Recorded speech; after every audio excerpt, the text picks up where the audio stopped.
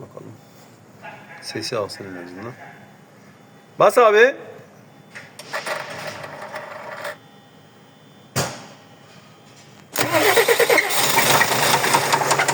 Helal. Abi bunda su mu var? Ne var bunda ya?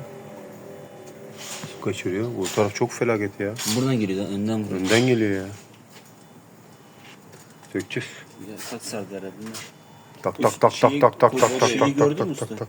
Turbo da yeni. Dumanı gördün mü? O göz çalışmıyor ya işte. İşte duman da atıyor zaten. O göz çalışmıyor. Patlatmış mı gözü?